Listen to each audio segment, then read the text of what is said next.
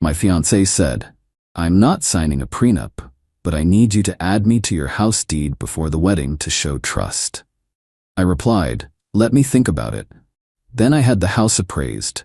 Turns out her lawyer friend was actually her affair partner planning to force a sale. When I confronted them both with the PI photos at her bridal shower, original post I, 41 male, am sitting in what used to be our bedroom, staring at the engagement ring she left on the dresser. 3 months ago, I thought I was the luckiest man alive. Now I'm just another guy who learned that when someone shows you red flags, you better pay attention. Met Rebecca, 36, 2 years ago, at a charity golf tournament. She was volunteering. I was playing badly. She laughed at my terrible swing. I bought her a drink. Classic meet cute, right? She was everything I thought I wanted. Beautiful, ambitious, worked as a marketing director at a tech startup. We clicked instantly. I'd been divorced for 5 years, had my life together. Good job as a senior engineer, nice house I'd bought after the divorce, decent savings. Rebecca seemed to appreciate that I was stable, mature, had my act together. She'd complain about guys her age being man-children, and loved that I owned my home, had a real career, wasn't playing games. We got engaged last year. Small proposal, just us at her favorite restaurant. She cried, said yes, posted it everywhere. Her friends were thrilled. My friends were cautiously optimistic. My buddy Dennis kept saying, "Seems fast, bro," but I figured he was just bitter from his own divorce. Then 3 months ago, wedding planning in full swing, she drops this bomb over dinner. So I've been thinking, I'm not comfortable signing a prenup. It feels like you're planning for our marriage to fail. I set down my fork. Rebecca, we discussed this.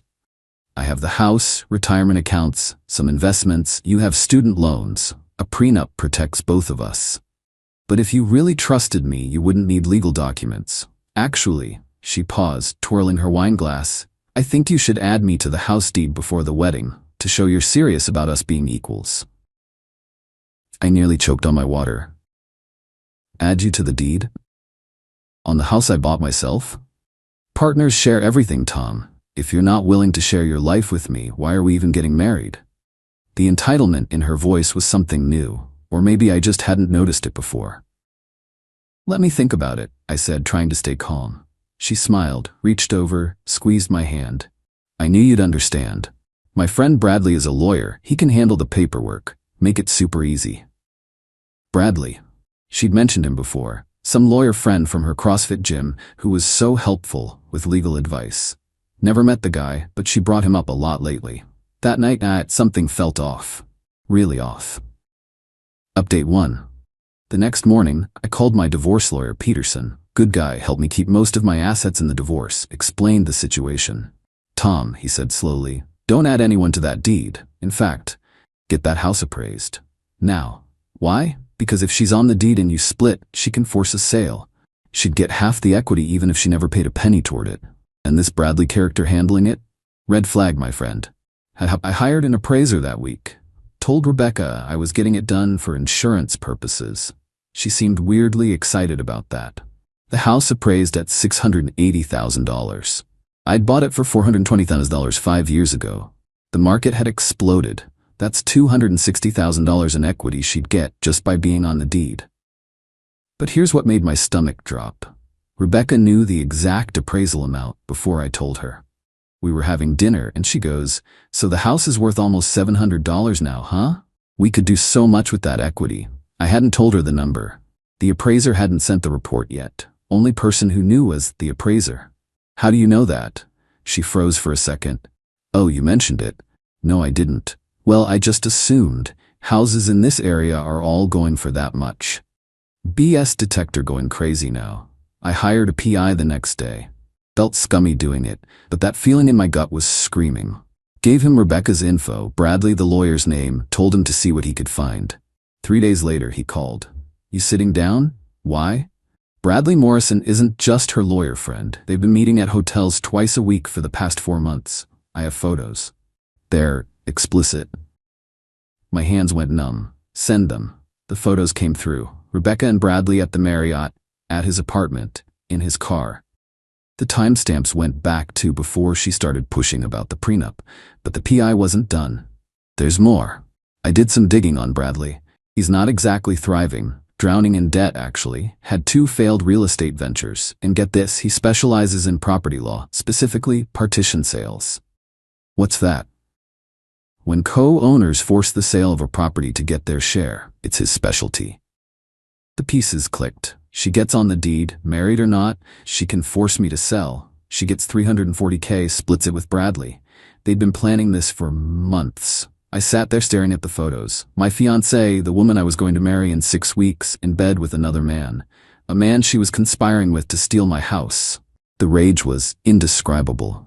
But then, clarity. Cold, perfect clarity. Her bridal shower was in 2 weeks, 40 guests, her mom, sisters, friends, everyone. I smiled for the first time in days. Update 2. The next 2 weeks were Oscar-worthy on my part. I played the perfect fiancé, talked about our future, helped with wedding planning, even met with Bradley about the deed transfer. Bradley was exactly what I expected. Spray-tanned, too much cologne, kept calling me buddy and talking about how lucky I was to have Rebecca.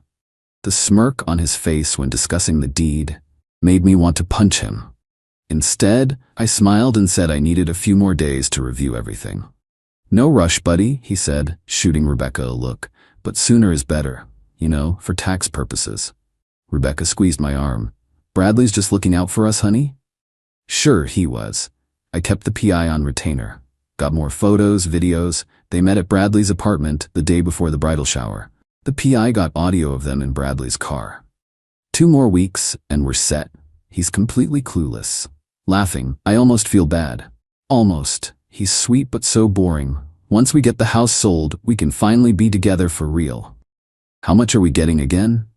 At least $300K after the sale. Maybe more if the market keeps going up. God, you're brilliant. I learned from the best, baby. The sound of kissing. I threw up in my office trash can. The bridal shower was at Rebecca's sister Nicole's house. Big backyard, tent rental, the works. I wasn't supposed to be there. Girls only event. But I had a delivery to make. Showed up at 2 p.m. Peak party time. Could hear the laughter from the street. Rebecca's mom, Janet, answered the door. Tom, what are you doing here? This is bad luck. Hi, Janet. I have something important to share with everyone. About the wedding. She looked confused but let me in. The backyard was decorated in white and gold. 40 women, champagne flowing, presents piled high. Rebecca was in the middle, wearing a little tiara that said bride-to-be, opening gifts. She saw me and her face went from surprised to annoyed to fake happy in 3 seconds. Baby, what are you doing here? I walked to the center of the party. Everyone was staring. Ladies, I'm sorry to interrupt, but I have something everyone needs to see before the wedding. I pulled out my phone, connected it to Nicole's Bluetooth speaker. She'd given me the password months ago, and hit play on the audio from Bradley's car. Rebecca's voice filled the backyard. I almost feel bad. Almost. He's sweet but so boring. Once we get the house sold, we can finally be together for real. The silence was deafening. Rebecca's face went white, then red. That's not what it sounds like. I held up the printed photos. Rebecca and Bradley at the hotel. Made sure her mom got a good look. It's exactly what it sounds like. You've been having an affair with Bradley for 4 months. You two planned to get me to add you to my house deed, then force a sale, split the money and run off together. Gasps. Someone dropped a champagne glass. Janet started crying. Rebecca, tell him he's wrong. Rebecca's mask finally slipped. Pure rage. You hired someone to follow me? You psychopath. That's illegal. Actually, it's not. And neither is recording 2 people conspiring to commit fraud in a public parking lot. She stood up, wobbling in her heels. You can't prove anything. Bradley is just a friend helping with legal matters. Right, friends who meet at the Marriott every Tuesday and Thursday. Friends who discuss stealing $300 from me. Her sister Nicole looked disgusted. Becca, what the hell? Shut up, Nicole. You wouldn't understand. Tom's loaded. He can afford it. That house is half mine anyway. I've been living there. For 8 months, I said calmly. Paying 0 rent, 0 utilities, contributing nothing while planning to rob me. Her cousin stood up. I think you should leave, Tom. I'm going. But first, I pulled out a manila envelope, handed it to Rebecca. You've been served. Eviction notice. You have 30 days to get out of my house. Your belongings are already packed. Dennis and Mike are loading them into a truck as we speak. You can pick them up at the storage unit on Riverside. First month's paid. After that, it's on you. She lunged at me. You can't kick me out. We're engaged. Her mom and sister had to hold her back. Not anymore, I said, staying calm. The engagement's off, obviously. The wedding venue, vendors, everything's been canceled. I sent emails an hour ago. Oh, and Bradley's wife got copies of everything too. Figured she should know what her husband's been up to. That stopped Rebecca cold. Bradley's wife? Melissa, lovely woman, pregnant with their second kid. She's filing for divorce Monday, probably taking him for everything he's worth, which isn't much according to my lawyer. Rebecca collapsed into a chair. The rage was gone. Just shock now. Update 3. Left the bridal shower to the sound of chaos. Rebecca screaming, her mom trying to calm her down, guests fleeing like the place was on fire. Nicole texted me later that night. Holy hell, Tom. I'm so sorry. I had no idea. Not your fault. She's losing it. Broke a bunch of dishes, blamed everyone but herself. Mom's devastated. Sorry this ruined your party. Are you kidding? This was the most excitement we've had in years. Also, you're a legend. Got home to find Rebecca had tried to break in. Scratches all around the lock. Doorbell camera caught her kicking the door and screaming. Sent that footage to my lawyer too. Bradley started blowing up my phone. Threats about lawsuits, defamation, harassment. My lawyer shut that down quick with a cease and desist letter. Then Bradley's wife Melissa called me. Tom, I wanted to thank you. For ruining your marriage? She laughed bitterly. For saving me years of my life? I suspected something but could never prove it. He's been moving money around, hiding assets. Now I know why. I'm sorry you're going through this. Don't be. I'm taking the house, the car, and full custody. My lawyer says with the evidence you provided, Bradley's screwed. Small comfort, I guess. Rebecca tried everything over the next week. Showed up at my work crying, security removed her, had her mom call begging me to reconsider. Janet was nice but I held firm. Sent a fake suicide threat text. I called 911 for a wellness check. She was fine, just pissed. Posted on social media about her abusive ex. I posted the hotel photos in response. She deleted everything. Threatened to claim I assaulted her. My lawyer reminded her about the consequences of false police reports. Then came the extinction burst. Sorry, I know that term is overused, but that's exactly what this was. Update 4. 2 weeks after the shower, I'm at work when building security calls. Mr. Thompson? There's a situation in the parking garage. I knew before I even got down there. My truck was destroyed. Windows smashed, tires slashed, asshole keyed into every panel. Rebecca standing there with a baseball bat, crying and screaming. You ruined my life. Bradley won't even talk to me. His wife is divorcing him. My family thinks I'm trash. This is your fault. Security already had the cops on the way. I just stood there recording on my phone. Rebecca, you're on camera destroying my property. I don't care. You destroyed my life. You destroyed your own life. You chose to cheat. You chose to try to steal from me. These are consequences. She swung the bat at me. I stepped back. She missed, fell on her face. Cops showed up right then. Beautiful timing. They arrested her on the spot. Vandalism, attempted assault with a deadly weapon. The damage to my truck was over $12,000. Felony territory. Her mom bailed her out the next day, but the damage was done. Photos of her in cuffs went viral in our social circle. Bradley had already thrown her under the bus, telling everyone she seduced him. And it was all her idea. Real class act, that guy. The best part? My insurance covered the truck damage, and they're going after Rebecca for the full amount plus legal fees. But wait, there's more. Last week, Rebecca's former employer reached out. Turns out she'd been using her company credit card for her hotel meets with Bradley. Thousands in personal charges. They're pressing charges for embezzlement. Her lawyer, not Bradley, he's too busy with his own divorce, reached out about a plea deal. She'll plead guilty to the vandalism, pay restitution, do community service if I don't pursue additional civil charges. I agreed, but with conditions. Full restraining order, permanent. She admits in writing to the affair and the attempted fraud. She pays for my truck damage in full. She never contacts me or comes within 500 feet of my property. Her lawyer said she had no choice but to accept. Final update. It's been 3 months since the bridal shower bomb drop. Time for the final update on this disaster. Rebecca took the plea deal. 6 months probation, 200 hours of community service, full restitution for my truck. The restraining order is permanent. She had to write a letter admitting to everything, the affair, the fraud attempt, all of it. My lawyer has it in case she ever tries anything again. Bradley's life imploded.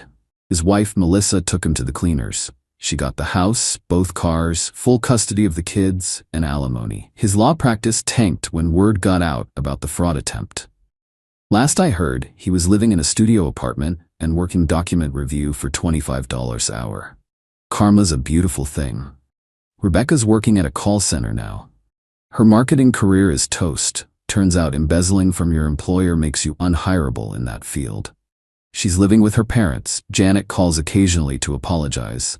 I tell her it's not her fault, but I can hear the disappointment in her voice when she talks about Rebecca. Nicole and I actually became friends through this. She checks in every couple weeks, says Rebecca still blames everyone but herself. Still thinks I overreacted and ruined her life over a mistake. No accountability whatsoever. Found out some interesting backstory from Nicole. This wasn't Rebecca's first rodeo. She'd done something similar with an ex 5 years ago. Moved in with him, tried to get him to co-sign on a condo, dumped him when he refused. He dodged a bullet. Wish he'd warned me. The wedding vendors were cool about the cancellations. Most gave partial refunds. Lost about $8,000 total on deposits, but considering what could have happened, I'll take that loss. As for me, I'm good. Better than good, actually. Got a promotion at work. Turns out avoiding a catastrophic marriage is great for productivity. Started seeing someone new. Amy, a fellow engineer who owns her own house and actually insisted on a prenup when I jokingly brought it up on our 3rd date. We're taking it slow, but it's nice being with someone who has their own life together. The house is all mine, no complications. Actually refinanced last month at a better rate. That equity Rebecca wanted so badly, using it to renovate the kitchen. Granite countertops, new appliances, the works. My buddy Dennis, he framed the eviction notice I served Rebecca. It's hanging in his garage with a plaque that says, "Trust your gut, 2024. He brings every new girlfriend by to see it and tell the story. I've become a cautionary tale and a legend simultaneously. Rebecca tried reaching out once through a mutual friend last month, wanted to apologize and get closure. I declined. She made her choices, I made mine. Some bridges aren't meant to be rebuilt. They're meant to stay burned as reminders. Looking back, the red flags were there. How quickly she pushed to move in. How she never wanted to discuss finances but wanted access to mine. How she always had expensive taste but never wanted to contribute. How this Bradley guy suddenly appeared once marriage was on the table. How she went from "I love you" to "give me half your house" in record time. Lessons learned. 1. Trust your gut, it's usually right. 2. If someone refuses a prenup, run. 3. If they want to be added to assets they didn't help acquire, run faster. 4. When someone shows you who they are, believe them. 5. PIs are worth every penny. 6. Always have security cameras. 7. Document everything. To anyone reading this going through something similar, you're not crazy. Your concerns are valid. Don't let anyone gaslight you into ignoring red flags. And when someone tries to steal from you while sleeping with someone else, let them face every consequence coming their way. No regrets, no looking back, just forward. Thanks for following this insane journey, Reddit. May your partners be faithful and your assets stay protected. Tom out.